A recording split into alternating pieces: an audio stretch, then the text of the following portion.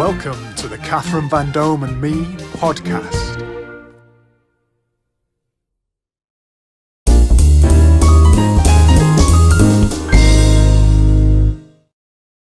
Hashtag hosts and the HQFM quiz and bingo software are proud to sponsor the Catherine Vandome and Me podcast. With HQFM quiz and bingo software, you can use this interactive quiz software at any venue. All you need is an internet connection. Go to hashtagquiz.co.uk for your free trial today.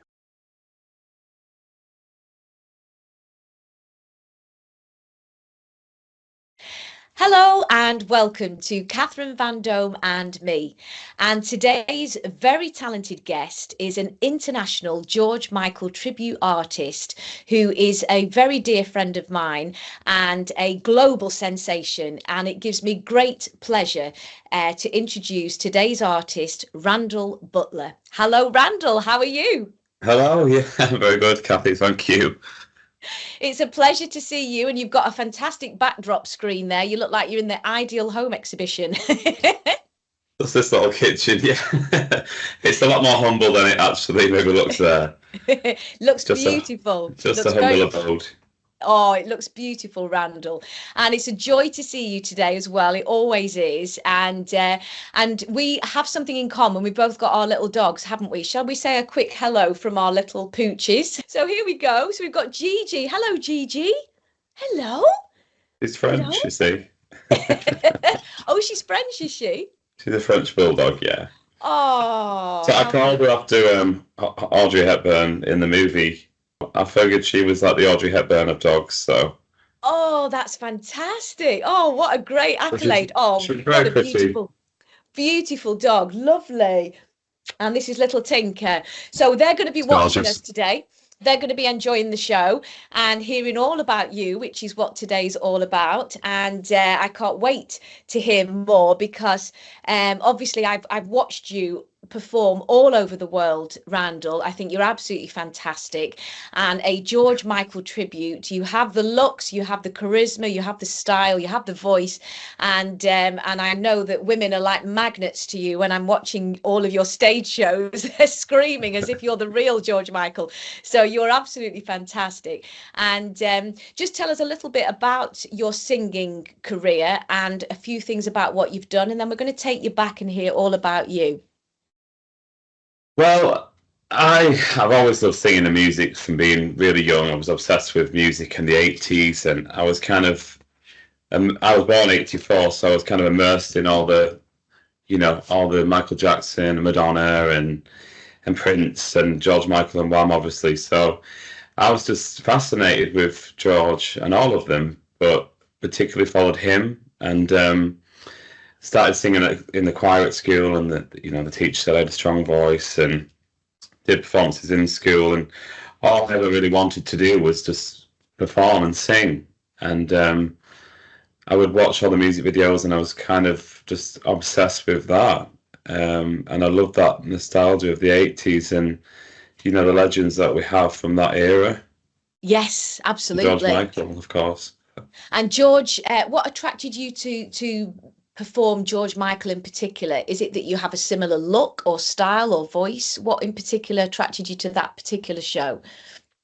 I just absolutely loved Wham and George in the 80s, and my older brother did too. And I remember getting the Wham great cassettes from Tesco for Christmas one year for him as a gift, and we had it on constantly. And I just followed George, and then when I got to being like 15, I had my first experience of heartbreak, and obviously a lot of George Michael songs were quite soulful and meaningful, and a lot of them, like many songs, are about love and heartbreak, aren't they? So I would listen to some of the songs, Can't Make You Love Me, Kissing a Fool, and One More Try. Those songs really resonated with me, how I felt at that time. So then I would be singing him in the bedroom, 15 years old, and that's where it began. Wow. Well, we want to take you back in time a little bit, because today, just fast forward a little bit to where you are today, Randall. You're performing, because you're based in the UK. Are you performing globally still today? Is that right? I'm predominantly performing in the UK now, and doing my gigs all over the country. I do travel quite a bit, trying not to travel too far now as I'm 39. I'm 40 next. So. Oh wow! So you I've got done the a big lot of 4-0. traveling, and so I mainly did Europe, Ibiza, Spain, and Greece, and Portugal. So I lived over in Portugal for a bit. So yeah, I've taken my tribute quite far and wide, and That's incredible. obviously did the theatre shows and toured, and did other countries and things like that with the live band and the theatre tours. That's Yeah, incredible. That's great. And what I've been watching is these massive stage shows that you've been doing as well, all over the world, which is phenomenal. The actual attributed to you, you were the George Michael stage show, and you're going to tell us a little bit about that as well in a sec. So so this is the sort of thing that you've been doing recently. What was that particular tour called, the where you were George Michael? Was it the George Michael tribute show, or what was it? the first theatre tour I did was called Faith, the George Michael Legacy, which was the first live band tribute show I'd ever done. And that was prior lockdown. I think that was 2018 to 2019. So we did that for like a year and a half. And that was my kind of first taste of that kind of thing. Because prior to that, I'd just been doing my solo shows and going around the UK and doing the whole circuit. I started from the pubs and clubs and everything in between in the very beginning, and I was just going up and down doing my show.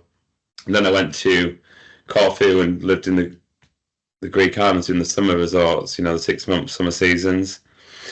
And that's where I saw all the tributes and things like that. And that's where initially I went to sing as a cover singer in Corfu. I think you did, didn't you? Is that right? Did you do that? No, my journey is a little bit different. I was invited in the UK I was a Jessie J tribute act for a while. Yeah. But like you, I was then asked to go and travel and things like that. But mine started here. But your idea, your concept, you say, started in Corfu. Is that right?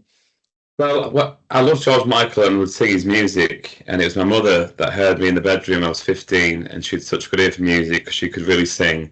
And she was listening to me at the top of the stairs, and she said, "I've just been listening to you sing George Michael there. You sounded a little bit like him." And I was like, "No, no way, Mum, I didn't." And she said, "You did." And she wouldn't, and obviously she wouldn't let me make a fool of myself. She wasn't that kind of mother that would blow smoke up your backside. She was, she would tell the truth, and she had a really good ear for music. So she was the one that gave me that, little bit of confidence in the very beginning, to even start to try to sing George like in front of anybody else other than in the bedroom.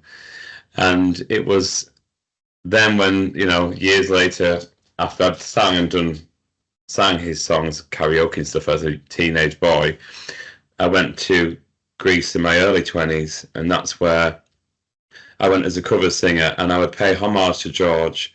In the very beginning, I would just put some cheap sunglasses on and a leather jacket, and I would do 3 or 4 of his songs in my set. And those were it was just a homage. I would just say, "Does anyone like George Michael?" And people would say, "Yeah." And I would do like 3 or 4 songs that I loved and put the leather jacket on. And that was just my little homage to him. That was never a tribute.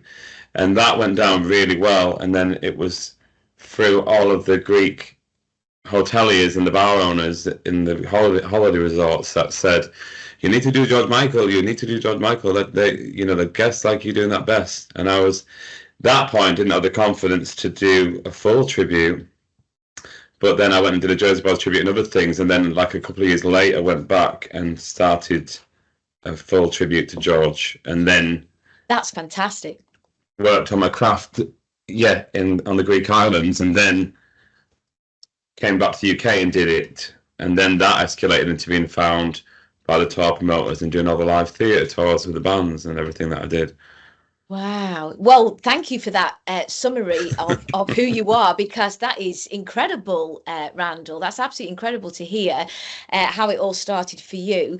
And you're also a great friend of a mutual friend of ours, which is Mark Teddin, he was an Ollie Murs tribute, and we used to sing together in a duet called Harmony. We were on tour in the UK. That's how we started. And then I went the Jessie J route and he went the Ollie Murs. And now he is Elton John out in Greece, as you said, and doing a fantastic Elton John tribute, isn't he? And I believe you sang with him. You sang with him as George. Is that right? Yeah, we've done the Elton and George duet a few times, and well, a number of times. And there's a couple of clips that actually were, some really performances that we were both quite proud of, actually, when we sang together. So there is some stuff, some footage captured of those moments. And yeah, I can remember Mark starting on the Elton journey and really encouraging him to do that, because I knew he'd be fabulous at it and he could bring his personality to that, which he certainly has done. And he's doing remarkably well now, and everyone's loving what his work. So well, he's so good. He's moved out there, hasn't he? He's so good. He's moved to Zante and he's obviously performing there. And what's lovely is to see your symbiotic relationship and connection. You're both applauding and complimenting each other, and also on stage as well. And he's another very valuable artist, like your good self, such a lovely personality on and off stage. And that's what is so attractive about you, Randall. You really are a gentleman in your manner, in your demeanor, in your professionalism, and you have this superb talent as well. So it's so nice to get to know the real Randall underneath the mask of the George Michael behind the glasses. And it's a real credit to you. You really are a gentleman as a person as well. And so moving back, that's what you've been doing in recent years, and going right back now, if we can, to your childhood. Whereabouts were you born, Randall, and where did you go to school? I was born in the Yorkshire Dales area of Skipton, and around those little market town areas and things like that. So I travelled a lot in my youth as well, and my adult life. I've always been a bit of a gypsy at heart, I think, and travelled, which suits me for the entertainment business, because I don't sit still for too long or stay in one place for too long. I like to obey too, but if I do miss a weekend of gigs, I'm like, oh, what am I doing? I need to be on the road doing, going somewhere, singing to people. So it's just becomes inherently part of who you are, doesn't it? I think. And your mum and your dad, what's your did you have any? I know you said your mum very much encouraged you at 15, but moving back into childhood, what did either or both of them inspire you as a young child to go onto the stage in any way? Yeah, my dad could really sing. Actually, we're like the Von Trapps that everybody sings. Oh wow! Yeah, my brother Michael is Michael Bublé. He's a fantastic singer, crooner, does country. My cousin Selena's got a beautiful voice. She can sing Celine Dion even. She's got such a beautiful crystal clear range as well. And my dad was a bit, my dad can sing. A lot of my uncles were singers. So it kind of, I've got Irish background on my dad's side, Irish descent, and they were all Catholics. And they were all the kind of singer guys. It's kind of that Irish soul thing. Wow. So that came from them, but then my mum could sing and she had a really good ear for music too. And so, yeah, I guess it was just, we just love music and singing and dancing in our family. And every Christmas and celebration would be, everybody singing together and, getting the music set up and everybody. And it still is, even since my mum's passed, bless her, we still carry that tradition on. Well, that's fantastic. And so how many siblings do you have, Randall? I have 2 brothers and a sister, yeah. So, but me and Michael are the main performers, me and my older brother in the family, and he does it professionally too. Wow. So, Wow. And he's a Michael Bublé, did you say? He does Michael Bublé. He did that for many years. He still does, and he sings with himself in an acoustic duo, and he sings a country tribute as well. And what's his name again? Michael Butler. So we've done gigs together and performed together many times over the years as well. And I love the fact that you were like the Von Trapp family. That sounds very magical. So did you have a great childhood growing up? How were things for you? I did have a lovely childhood and a lot of love there, but it was tough as well in lots of ways. And just to be me, and coming from an old-fashioned kind of religious background and everything, that had its challenges. So I think a lot of performers become performers not just because they love music and singing, because they want to be loved, and they want that adulation and love from other people that they don't always feel love and acceptance in some other ways, parts of their life. So it's like George Michael even sang about that notion in Star People. Maybe maybe your daddy didn't love you enough, and that lyric and stuff like that. Which I think pushes a lot of people to put themselves out there, to try and find all that love and acceptance elsewhere. But really, we have to find it within ourselves. But I think that's what makes a star. That is actually in George Michael's song Star People, that notion and that lyric. But, I was loved and everything, but on a personal note, it was difficult with my dad and everything, and being who I am, and it was particularly difficult growing up in the community that I'm from and everything, to face those demons and to feel like something's wrong with you because of your sexuality or whatever. So I think that makes a star, or that makes someone want to go out there and be like, I'm going to show the world what I can do, and find that love that really you just got to find in yourself, because you don't find it on the stage, and you don't always find it from other people. You might get adulation and appreciation, and you might get the applause, which we all love and want, and the adrenaline, but you don't, at the end of a gig, you don't then feel love because of it. That's extremely interesting, and it's something that I've expressed myself, Randall, and I totally empathise with what you're saying. In fact, and I discussed this in my book, The Truth About Me, and I think it's so important that you've just shared that today, because anybody that's young, who's aspiring and looking up to you, Randall, and wants to follow in your footsteps as a vocalist themselves, it isn't all roses on the stage. It's fantastic, and it's adrenaline, as you say, and it's very exciting. But with the extreme highs, I'm sure you agree, come the extreme lows as well. So it can be very, very challenging. Would you agree with that? Yeah, 100%. I can, especially touring alone as a soloist.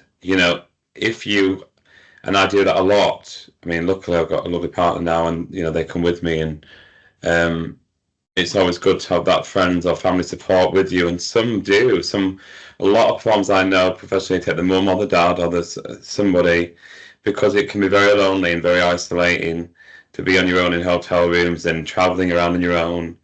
And yeah, it's not all as glamorous. People think you're just on stage and it's all like, oh, you just turned up and sang, but there's a hell of a lot more behind that, and a lot of time on your own, a lot of hard work into your craft and getting things right, and the driving, the traveling, and it's not for the faint-hearted, even though people think it's just you just get up and singing. There's a lot more behind that. And just explain, Randall, just explain to anybody, we understand, because we've both carried heavy PA speakers and all the being managed and all the different challenges that come with performing solo performances as you do. But just explain to anybody else what other components are involved in doing your own stage show.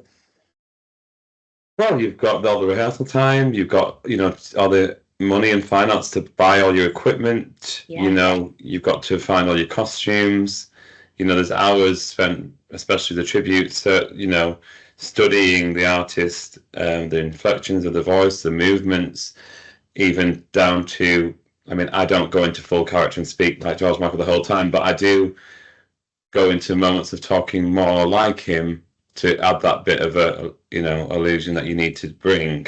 But I'm still very much me throughout the show. But there's a hell of a lot more involved than people realise, and you've got to keep yourself, looking good, really, and thin, because, it's quite a shallow industry, and, there's been times where I was told I'd put too much weight on in the theatre tours, and my jackets were looking too tight, or, you then have to be of a certain image and look like a superstar as much as possible, because otherwise people just won't take you seriously. A lot of the time the audience wouldn't, and unfortunately it's quite a shallow, fickle and cutthroat business, and I've witnessed that myself very firsthand. But when I first got into the bands and everything, I was ecstatic, because luckily the first band I was in were beautiful people, some of them. The backing singers, Kay and Chris, and they were just friends of mine too, and I would be excited to see these people and travel to gigs on the weekends with them. I was literally bright-eyed, bushy-tailed, buzzing, because I'd be going on the road with these guys, and I'd be able to catch up with them, and we'd go for food before the show, and we'd do the show, and had that love and support. And I would be backstage with the two girls, usually. Personally, that's where I like to be, with the backing vocalists that were female. I would be with them. Well, why not? Why not? Yeah. I would find that the most comfortable place to be, where they had my back, and they gave me comfort and support. So having that company, that was amazing, because we had each other. The great thing about having an actual entourage, so you're obviously talented enough not just to go out as yourself, but also to have your backing singers and a band and all of the other goings on as well, which is just an accolade to how talented you are. You don't get those additional add-ons and the performance venues unless you have an incredible talent, and you really do, because you are very like George, and very in tune. Thank you. No one is George Michael, and I say this at gigs sometimes, because we're tribute artists, and if I can do them justice and do the songs proud, do them as well as I can, do them justice, entertain people, which is what it's all about, entertaining people, that's what I'm there to do. No one's George Michael, and no one ever will be, because he is a superstar, and people are not superstars for no reason. He wrote those songs that came from his heart and soul. He sang them from his heart and soul. And as good as you can be as a tribute artist and try to recreate that, you're not them, and that doesn't mean that can be a nice thing as well, Randall. Yeah. That you are, what you're doing is, as I did as Jessie J, you're celebrating the artist. I am, yeah. I'm celebrating him to my best ability, to bring the nostalgia of the 80s. People relive their youth and the music they grew up with, and to put my heart into it, because George has helped me massively. I always say, thank you, George Michael. Do you know what I mean? I always, not that I pray to him, but I'm like, George was my musical hero, and he always will be, and he's been my number one icon. But his music saved me and gave me a life I probably never would have had I never have loved him so much and embarked on doing a tribute to him. I've travelled the world quite a bit. I've made friends for life. I've met the most beautiful people, played in some of the most prestigious venues in the UK that there are, with the band and the tours I was in. And it's been absolutely amazing what I've done. But things do have changed. And now I'm starting my own band again, my own band organically, because Oh, wow. the bands I were in were put together by a tour promoter. Okay. And it's very much a business then, you know. It's about ticket sales. I mean, when I first started, it was like I just wanted to go out there and sing George's music and just doing proud and sing from my heart. And, you know, I was obviously wanting to earn a living out of it, but that wasn't my number one thing. Money's never has been. But when I got into all the tours, it was like it became, oh, there's a real bottom line business kind of aspect to this, and it's how many tickets have sold, and you know how popular is that other show doing better than this show, like a rival show, and you know it all became very apparent to me how cutthroat and it can be, and how business like it is when you go in there just because you want to sing, because your heart wants to sing, and then you realise there's a whole other side to it all, you know? Yeah, that's very true, Randall. You go in it with your heart, is what you're saying, in the same way that George did. You go with your heart and your soul, and then you see, as you said, this other world opening up. The bigger and higher you get up the ladder, is that what I'm hearing? Yeah, pretty much. And then that takes some strength. You really do need a thick skin, because like there's all the amazing, wonderful stuff, and we can talk about all of that.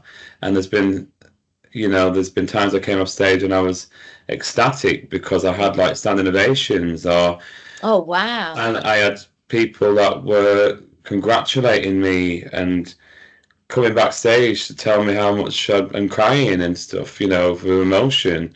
I've had all of that experience, which was absolutely wonderful, and I'll never forget it. But then on the flip side of that, I've seen a lot of the dark side, Yeah. which is the trolling and the fact you really do need a thick skin, because there's always going to be someone that doesn't like you, is going to tear you down.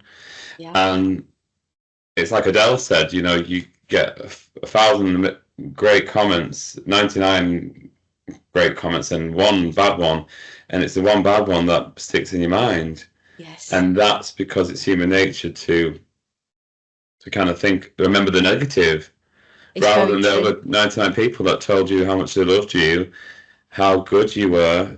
Then someone said, oh, the rubbish and the fat, and the George Michael didn't wear ripped jeans on stage, and then you know you get called scruffy or something silly like that. I mean, these are just kind of ridiculous things that got said, and they're the things that changed a lot for me. I was quite naive. I just went out there and sang my heart out, but then for me, I saw a whole different half of it as well. Right. Which people today still get, you know. If you look at, I just watched Glastonbury highlights. Did you watch that? A little bit, yeah. And you know, people like Shania Twain and stuff. She had a voice operated on, didn't she? Open throat surgery, so she doesn't sound the same.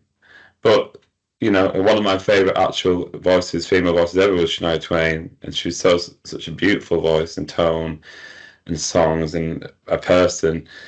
But my only thing is, like, she's gone up there and put a great show on, even though she had open throat surgery and a voice, and she can't sing the same as she did, but she's getting absolutely like slated online. And I think that's the part that I don't like, the troll. Yeah. You know, yeah. I think people could be a bit kinder and think this person's doing this for us, even though they've gone through all of that. That's a very valuable point, Randall, and thank you for sharing that. People will, unfortunately, and sometimes through alcohol, try and bring you down. So because often, another artist was sharing that often it's to do with jealousy, that they want what you've got and they can't attain that. Once that becomes normal, to say lots and lots of bad things about people, then that's not a good world that you or I were born into. That's not the world that we were born into. We were born into a community world where people praised each other, where the celebrations were there.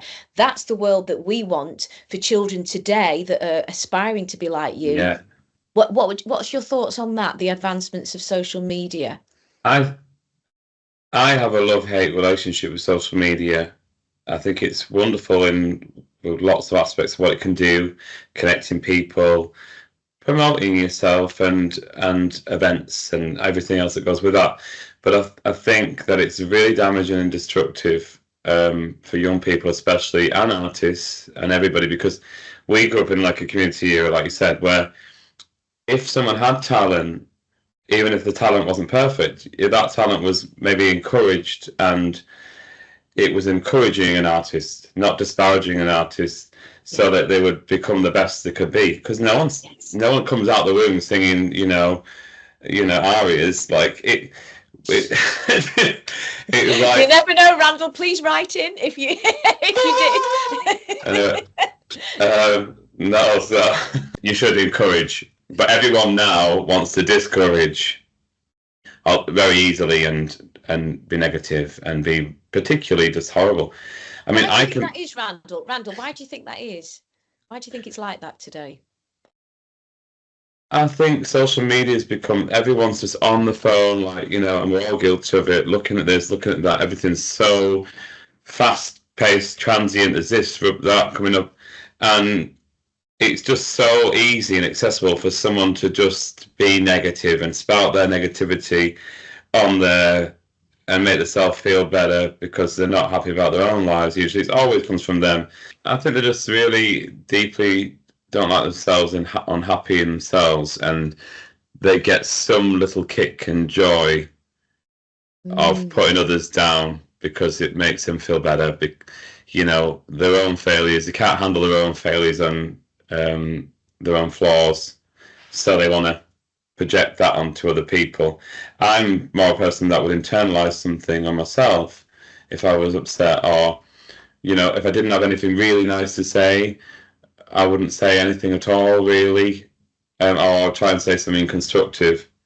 But I agree with you there, Randall. I'm exactly the same. I don't like conflict myself, so and I ran a children's theatre school for 10 years as well, on top of performing, and I always enjoyed celebrating each and every student of all ages, as well as artists, which is what this channel's about. It's a celebration of all of you different artists with all your different talents and skills and life journeys. And I've just never understood the person that sits behind a screen. I can't understand that mentality, but I think we're getting a little bit more of it. I also notice on live platforms how when one starts, somebody else joins in. Something negative on social media will get more of a response or attraction or whatever than something positive necessarily. Oh, is that what it is? Is that what it is? Yeah, but back to the thing about being gifted, it's that some people are gifted and some are naturally gifted and have that confidence to get up there. That is a big, huge part of just being able to put yourself up in front of people. So many people cannot do that because they just won't do it, or it's just not in them. And so many people will say, "I wish I could get up there and sing for people." It takes a lot of guts, and takes balls, and you're up there for everyone to criticise. So that takes a lot. And I think sometimes the more bitter, more negative people that haven't learnt to love themselves in enough, or whatever it is, and those are the people that get jealous of that aspect, and that's where they try to tear you down. And you've got to prepare yourself as much as possible. I wasn't prepared when I went from being, doing the circuit, pub clubs and holidays or everything else, thrown onto the stage in front of a much bigger platform and audience. I wasn't ready for that. And I was ready in terms of my talent and performance, but I wasn't ready for what came with that. And what happened to me was, when I was found by the tour promoter, when I was found by them, I was like, wow, like this tour promotion company want me to lead the show. you know, the guy said to me, "Oh, it's like finding a golden egg, Randall," because obviously I'd agreed to what my fee would be, and there was like, I don't know, 100 dates or something. Yeah. Over the 18 months. They didn't like the original guy who was doing George, and they had fallouts, and then they sacked him, and he was great in his own right and everything, but he had a following and a fan base, and I just got thrown into his position without really the audience being told or anything. And the first date that I did was in his hometown, the original guy.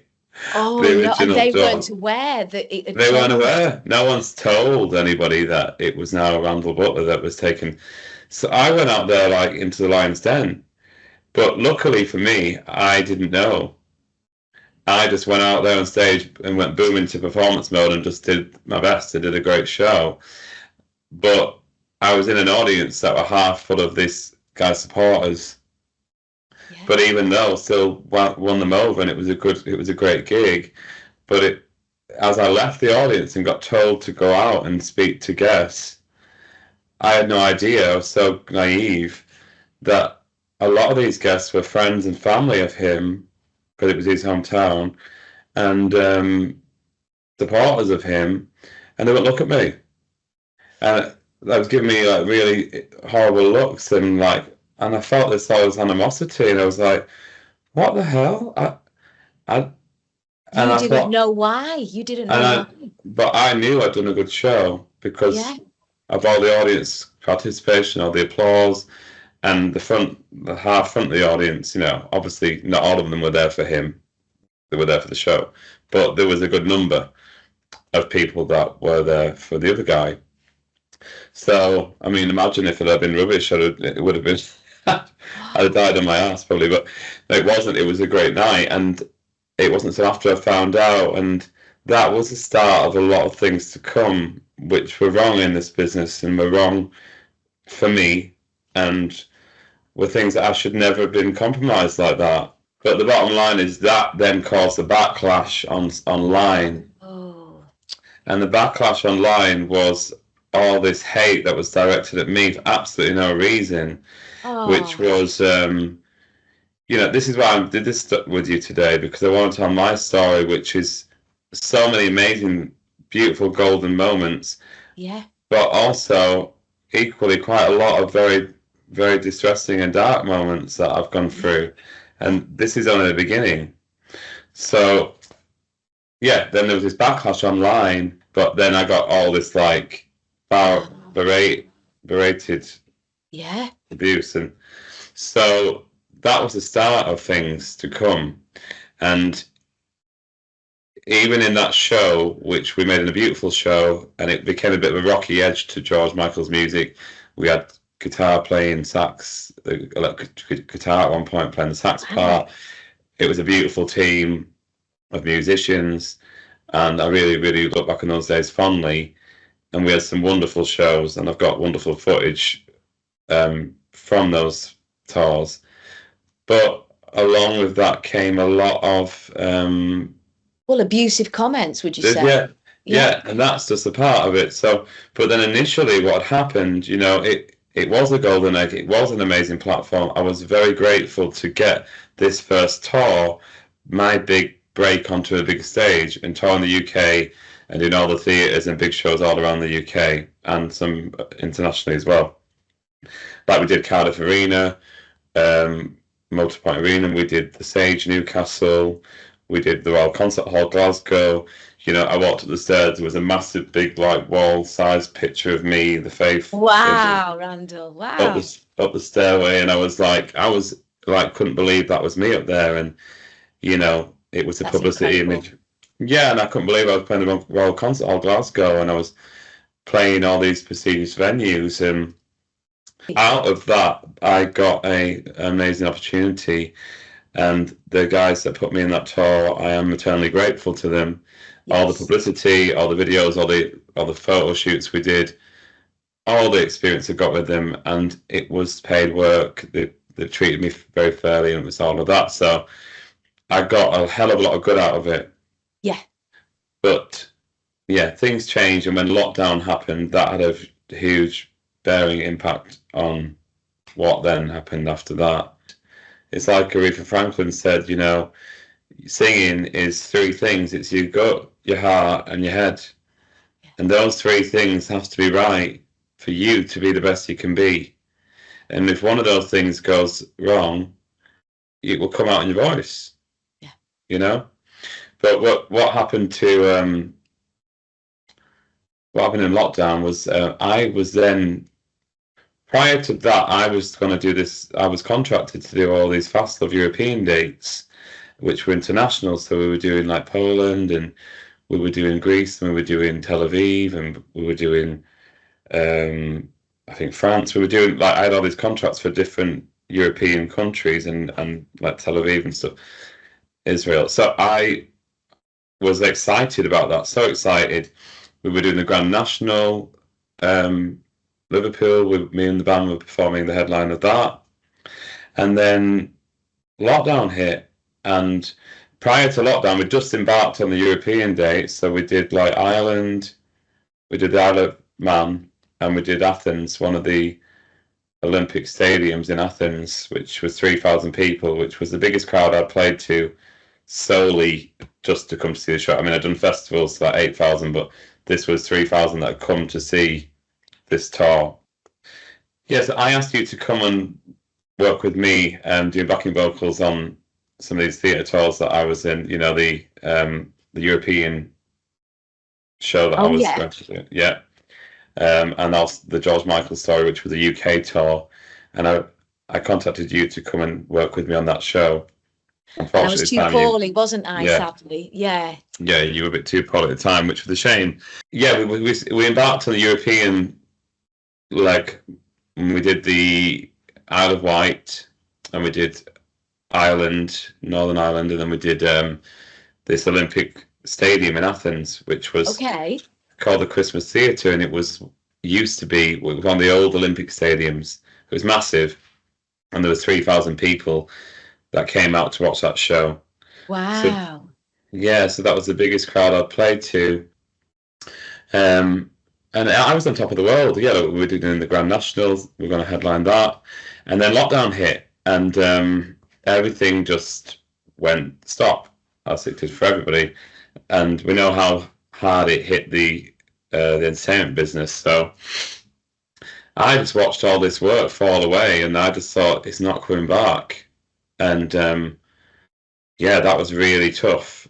I was living in London at the time then, and I thought, it'll come back. It's going to come back, and it didn't. And it went on and on and on. And that was really tough because, I felt like I was at the top of my career, only to lose everything, just because of this, this worldwide crisis. It was, some people were much worse affected than others, but it did particularly hit me and many other musicians and artists really hard, as we know. So that put a stop to the European tour, because obviously no one was really flying anywhere, and all the stuff got cancelled, and that was a bit of a shame. But in that time, I trained as a hairdresser prior, and then I trained in gents hairdressing. I'd done ladies hairdressing years before, and today I'm still a gents hairdresser as well. So I do that alongside my gigs on the weekends, really, right now, and I'm starting my own band and everything. But after lockdown, I got found by another tour company, and that was the George Michael story show. So that was the third kind of different tour that I was doing, completely different entity to the other two, completely different people. And that was a very, very challenging experience. Was it? I asked you to come on that one as well, really, yeah. Everything started off amazing. Yeah. We started off rehearsals, gigs had just started to come back after lockdown. Yeah. Everything was going wonderfully well. The rehearsals were going great. We were all like beaming. Everything was going great, and then my mum got really ill suddenly and passed away. And she was 60, yeah. And I was incredibly close to my mum, Yes. Yeah. We were like best friends, really special bond, mother and son. And funnily enough, George Michael lost his mum about a similar age that I did. So there was a likeness there again, which was quite uncanny, really. But And what was your mum's name, Randall? What was your mum's name? Sharon Isabel. Yeah. Sharon. Yes. And she was a huge support of yours, wasn't she? A very, very beautiful inside and out lady, very pretty, and just so compassionate and supportive of you. I know you would share videos where she would come through the bedroom and join in with a cup of tea and things, and she really celebrated your special gift. And she was a beautiful, supportive mum as well, wasn't she, in every shape and form? And she was instrumental in me even starting to sing. She was instrumental in me singing George Michael. She was the one that identified I could sing like him or sound like him. Yeah. She was the one that had the ear for music, and she would coach me. You know, she'd be like, I'd be singing in the house all day, practicing songs all night. And then my mum was like, I call her mum because I'm Yorkshire. Anyway, she was like, you know, you need to do that one again. That one needs to be softer. You need to, you know, do it more like George. It's, you know, really controlled. And, you know, because I'm a bit of a belter as well. And, you know, I had to learn that control aspect and pulling things back and stripping things back. And she, you know, she fundamentally helped and coached me into being a better singer and to be able to do George so well as I did. And so basically, when she passed, I felt like my whole world crumbled, and it was sudden. COVID did something to her body, where she got over the COVID, but then because she had colitis and scoliosis, she already had a compromised immune system from the colitis, which is a bowel condition where your bowel bleeds. And she took a lot of painkillers for her scoliosis because her back got quite bad over the years. So that obviously weakened her liver and stuff because of all the painkillers she had to take. And then as a result, when she got COVID, her body couldn't get rid of it properly. And there was some long COVID things. And before you know it, they said, oh, your mum's organs are failing. And we were just absolutely beside ourselves in shock and was like, what? She's not going to make it. And we were like absolutely devastated. She went into a coma for 6 nights. The long story short is we lost her, and I didn't know how I was going to feel after that, but I knew I can talk about this today because I've had therapy and I've had, you know, grief counselling. You never get over it, but no. It's 2.5 years since she passed, and this is 2021, Randall, is that right? 2021. Yeah. This is the strongest I've been since losing her, and the most healed I've been from grief. Wow. Yoga helped, and you know, therapy did help, but time is a healer, as cliche as it is. But the point of the matter was, I did that, went through all of that, and because I was starting this tour, the George Michael Story Tour, 4 days after she died, I had to go and do the first show. Oh no! Yeah, so this is my story, and what people don't always see. And so, 4 days after she passed, my dad was like, "You should go and do the show. Don't not do it, you know, keep busy." But I mean, I think that was the worst advice he could have given me, because the reality was I was traumatized from my mother's death, and I couldn't have ever imagined how I was going to feel. So I was grief stricken. I wore black for months and months, and I didn't even know I was wearing black, but I just did. I was in mourning. I cried all the time. I was severely grief stricken. And unless you've lost a parent that's young, that you're close to like that, you can't understand what it does to you mentally. And the world seemed a very dark place, and everything shifted. You know, I went from just, you know, get me out on stage, where's the mic, where's the stage, to feeling completely broken and heartbroken inside, where I didn't really feel I had it in me to go up there and be this shining, joyful, dancing around, singing. I just didn't feel like that. I felt broken. They had an understudy guy as like a dep. And if I didn't do the show, he was going to take my gig. And my friend at the time was like, Randall, if you don't do this, you do it or you don't, he's going to take the gig. And at that point, I thought, well, it's my tour. I've rehearsed for this. I've been asked to come and do this. Why am I going to give it up? But in hindsight, I would have rather stopped for 6 months to a year and just not done anything. But and healed. I felt healed and ready, but that didn't happen. I was put on stage, hundreds of people. And even in those 8 to 9 months, we still had some beautiful shows and we still had some great highlights, but there was a hell of a lot of animosity, a lot of tension. I was going through a great deal of emotional stress, distress, and trauma, which I felt traumatized. Connection, but you had a very, very strong connection with your mum. Yeah. And so you were in grief, which can absolutely have a health detriment as well. Would you agree? It's physical. Yeah. Physical heartbreak. Like imagine like your biggest heartbreak times 100. I don't know, like heart ripped out. What's the point carrying on? Yeah. You know, my mother was my world. I don't have children, and she was my world. She was my rock. Yeah. She was connected to me, believing in me, and she was a rock behind me. She pushed me, and she was the one that believed in me and all this singing I did. Thank God I did actually get the chance to make her proud. And she came to a lot of beautiful shows and saw me countless times doing my tribute to George, who I love. And she was so proud. And she once said to me, "You really did get the gift of singing, Randall," you know. And she would never say that if she meant it from the heart. So I made her proud, and I could die today knowing that I made my mum very proud, and that's was a huge achievement for me. But I still have to make her proud now she's gone, which is easier now than it used to be. Basically, looking back, had it not been, it was quite circumstantial for me. So had it not been locked down, COVID and everything had fallen through the floor in terms of contracts and work for gigs, I wouldn't have been in this position of a little bit more like, oh, well, that's all gone, and there's been no gigs. The gigs have just started to trickle back through. Here's an opportunity to do another tour. When I would sing Jesus to a child, and I've got some footage of me doing that, I'm quite proud of it. I was singing with raw emotion. The song then became my song to my mother.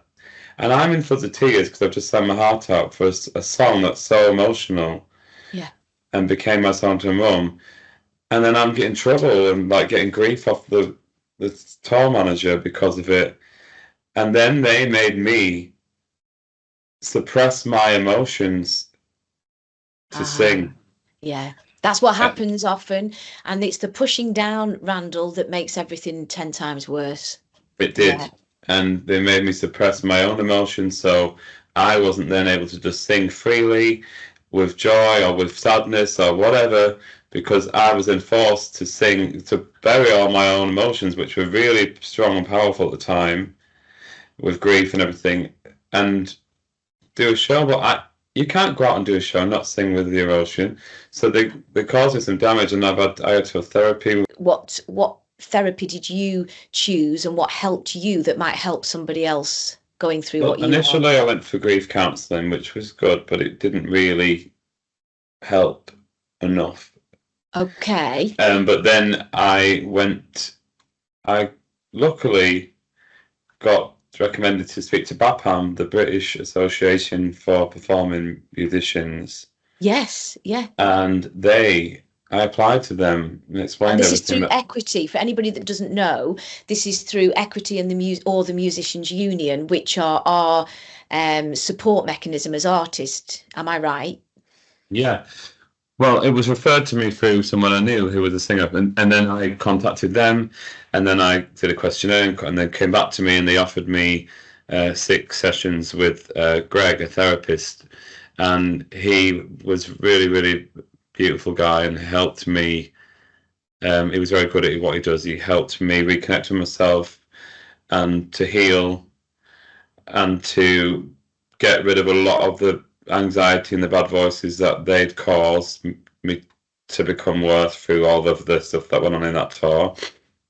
And the main goal was for me to be able to sing from my heart again. And even to this day now, I can, and I do, but this is the best strongest and most healed I've been, because I struggled with so much anxiety after all of that. Yeah. And performance anxiety because of all the stuff that went on around the performance of these songs. And I'm come on a hell of a long way. I'm still gigging every weekend. I can still sing my heart out. I can still put on great shows and do George Michael proud. But I know even now I can do more, and there's still healing to be done. It's only now that I'm starting to get my band together again, my own band, and everything's moving forward that way. I found a keys player as one of my clients and a drummer. So I'm just looking for a guitarist at the moment, and I've got backing vocalists. So everything feels like it's aligning and coming to the right timing again. But it's taken me 2.5 years or just over to get back to this place of strength where I can embark on these things. Yeah. Because of all the amazing high things that went on and all the beautiful stuff, you know, I went through a hell of a lot after that, after my mum died.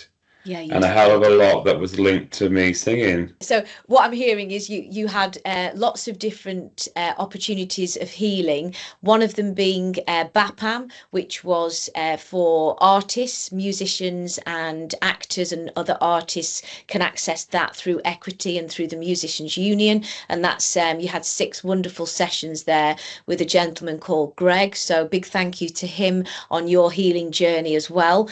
But you also embarked on yoga, and you did a bit of traveling. I think you went away and got some sunshine. So tell us a bit about that as part of your healing journey. I did, yeah. It was the British Association for Performing Artists and Musicians, BAPAM. Yeah. Yes, that makes sense. And it's amazing that we've got that association that will help people. Yes. I was searching for something to help me heal from the grief, and I thought I started to do a bit of meditation and a bit of yoga and things, and Brilliant. I thought it was really helpful. Then I went to go and do a yoga retreat in Spain, and I did the yoga retreat and meditation, which even through that felt amazing, and it was actually one of the best things I ever did. It started to me on the healing path. And it was really incredible. I still do yoga today. So just take us through a little bit about what you learned with yoga and the benefits to health and healing that can offer. Well, when you've gone through a huge trauma and loss like that, you're searching for deeper meaning in life, and your whole outlook on life changes. Yeah. And you know there's got to be more. There were so many spiritual signs from my mum after she passed. So many weird and wonderful things happened. And I know there's we are higher beings. Our soul transcends, our energy transcends. It's not, energy can't be, it doesn't stop, it transcends.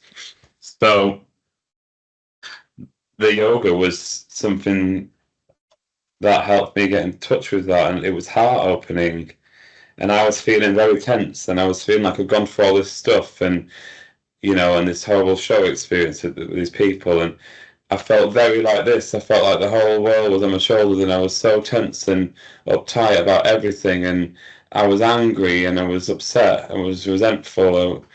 I felt like my mother had been robbed from me, and she was the person that loved me the most, and I was just feeling very, very upset with the world and life.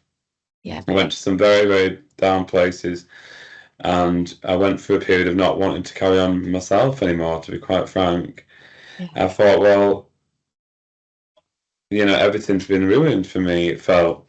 But I searched for hope in yoga, and it made me feel peaceful. It calmed my mind from all the torment that was going on from the loss and all the bad experiences. It helped me quieten my mind.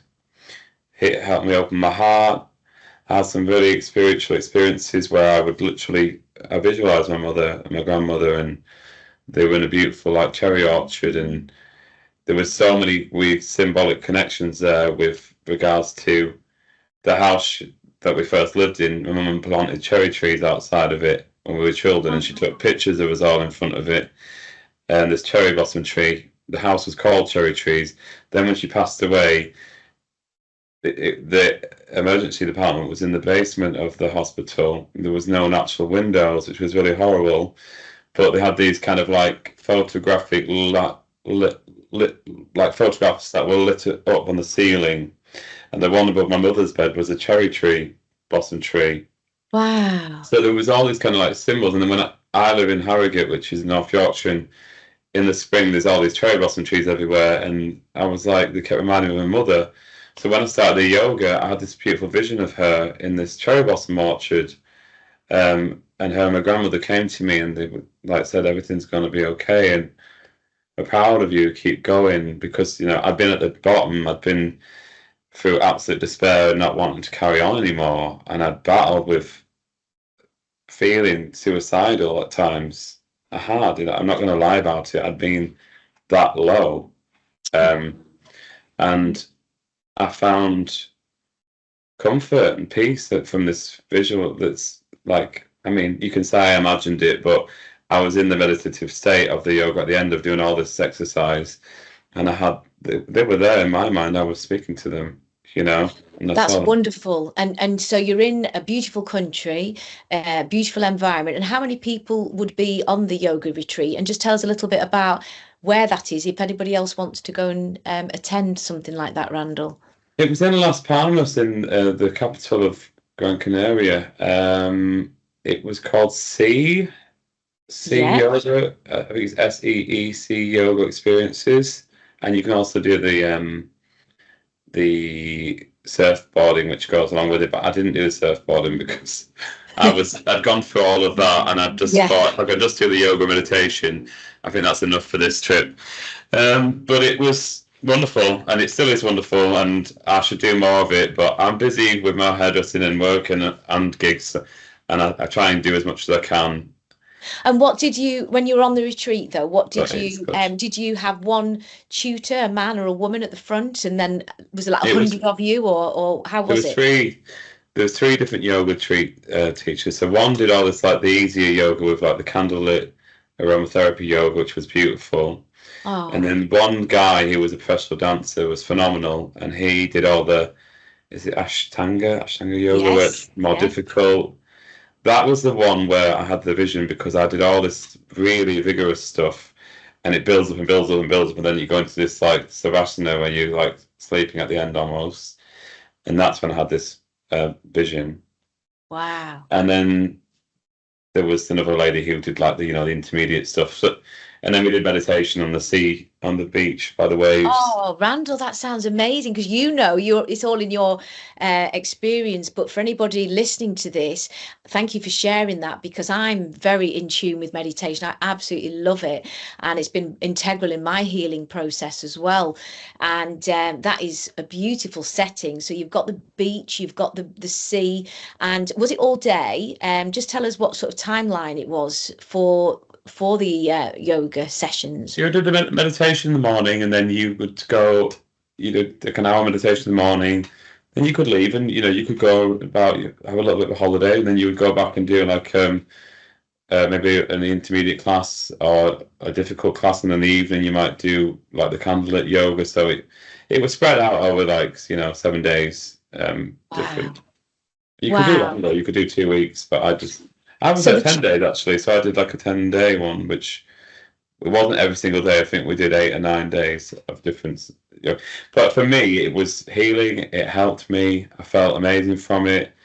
I'm actually kicking myself now that I'm not doing more of it now. But it does re-inspire. When you talk like this, Randall, it does actually reignite passions and flames when we go back to our childhood and go through experiences, and we start to think, right, okay, what really helped my healing? And it may re-inspire you to perhaps go again. You certainly inspired me. I used that when I needed it so much. Yeah. Fortunately, now I don't need to do it every day, because I should. It'll be better for me, but I'm busy and I'm strong again. That's amazing. But I do find times when I should do it more. But anyway, I am But it helped. inspired. The point is that it helped that particular healing journey, which is what you needed at that time. When you came home, Randall, from that enlightening experience of yoga in Palma, Gran Canaria, what did you bring home with you from that experience to encourage anybody else to go out there? So it was sort of my faith in, humanity, and it's a lot to do with self-love and just that belief that we are part of something higher and bigger, and we will see our loved ones again. Our spirits and souls is what make us who we are, and will transcend, and we will be with those people that we love again. And naturally, musically and singing, it is all coming from your soul and your heart, and that's what it should be, and that needs to be healed. And so it helped me heal that part. And George Michael was a beautiful, soulful singer. It all came from that place, and that's incredible. That's what we need to remember. That's what helped me remember. That's incredible. And I want to close today, Randall, by saying thank you so much for taking us on your life journey and sharing all the different components, the huge highs of the big tours and the shows. And you've been all over the world, and you're still continuing to work globally as well. And how can people contact you, Randall, if anybody wants to get in touch? In terms of your professional career, or if anybody wants to chat with you on socials, how can people reach you, Randall? My website is gmtribute.com. So just GM for George Michael, gmtribute.com. Okay. That's my website. You can see videos and pictures and my bio on there, and there's a booking form on there. Also, my Instagram is Randall Butler RJB. Yeah. So Randall RANDALL Butler BUTLER RJB, and then my Facebook is Randall Butler George Michael Tribute Artist. Fantastic, because you have an enormous talent, and to hear that underlying all of that, you do, Randall, and to hear that underneath that was a journey that many people will never, hopefully, have to go through to that extent. But what you've done is you've inspired so many artists, so many youngsters that are coming up the ranks, anybody that's going through any level of torment, to set boundaries. And I want to leave the final couple of words to you. What would you say to anybody that's experienced any of what you've gone through, to encourage them through to come on to be an artist like you? What would you say to anybody out there? Never give up on your dreams, and never listen to the negative voices in your own head sometimes, or the disparaging comments from other people. Keep believing in yourself. We are good enough, and people will, tell you you're not, and sometimes you'll think you're not yourself, but there's no such thing as perfection. You keep going, and I find, and I'm still finding, after everything I've done and what I've been through, I'm still finding that the beauty is sometimes, and the magic is in the work we're avoiding. The beauty and the magic is in the work that we're avoiding. And sometimes for me, I've thought, no, well, I'm doing this, I'm doing that. Actually, if we think, no, this is what my heart's telling me to do, my intuition, and I'll work on that, I'll improve that. Yeah. And then you can go out there and impress the world and impress yourself. Fantastic. In any business as well, not just in entertainment, but in any hopes and dreams that you have for the youngsters following in your footsteps, go and live your dream, enjoy yourself, and just remember to set boundaries. I think I'm hearing you say along the way, to ensure that you have that security inside yourself, so that whatever comes your way, you're able to deal with that, and keep away from toxicity of any description. Would you agree? Yeah, and there's a lot of that in the entertainment business. So protect yourself, and respect yourself, but protect yourself. And also, there's a lot of more stuff that I want to do. I'm 40 next, but there's a hell of a lot of more things coming from me that that I want to do. You know, I'm not perfect today. I'm not, you know, Hercules or whatever. I've gone through a lot. I've healed a lot. I've experienced things that people don't at my age. You know, losing my mum at 36 and all the stuff that went on after that. I think that's my most inspirational thing, that I've carried on, that I've fought a way forward, that I never gave up, that I've worked on healing myself to get stronger, so that now I've continued, but I'm going to continue on to bigger and better things. And that's even, Absolutely. I'm not over, I'm not done yet. Absolutely not. No, I mean, I'm 50 this year, you're 40 this year, next year, sorry, and you have really inspired everybody watching this today. I am sure of that, Randall. Thank you so much for sharing your wisdom, your innate strength, and your impeccable plethora of talents as well, because you can dance as well, and you can sing, and you can entertain, you can chat with the audience, all those brilliant gifts. And thank you for sharing those with us today, as well as your life journey, and I wish you every success ahead. Thank you very much indeed, the wonderful Randall Butler. Thank you. Thank you, Cathy. Thanks for having me. It's been a pleasure. It's been a pleasure to talk to you. Thank you so much. All the best. Bye-bye, Randall. Bye-bye, love.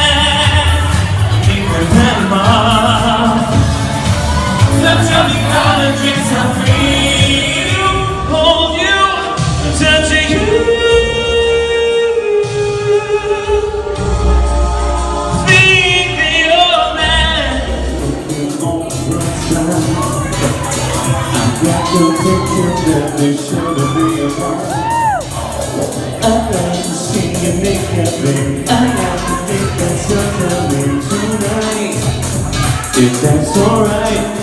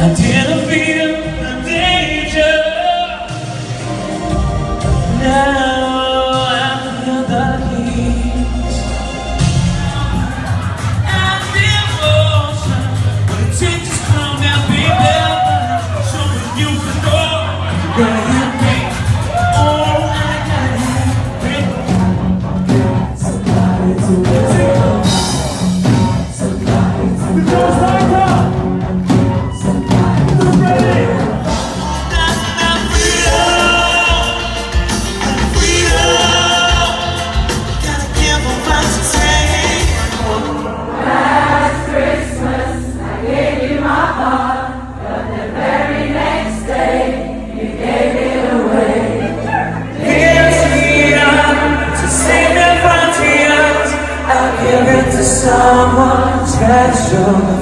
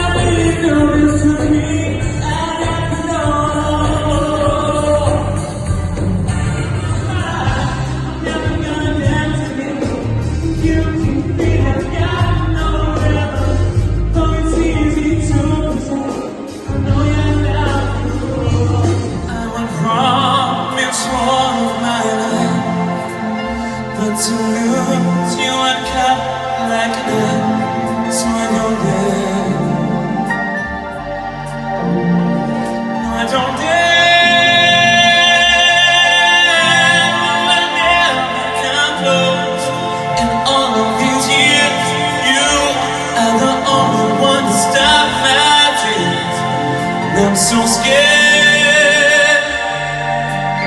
I'm so scared. Something only can cheap remember. Oh, I love to see you looking at me. I love to think that something new tonight that pulls inside. One goes drunk. You're such a piece of love.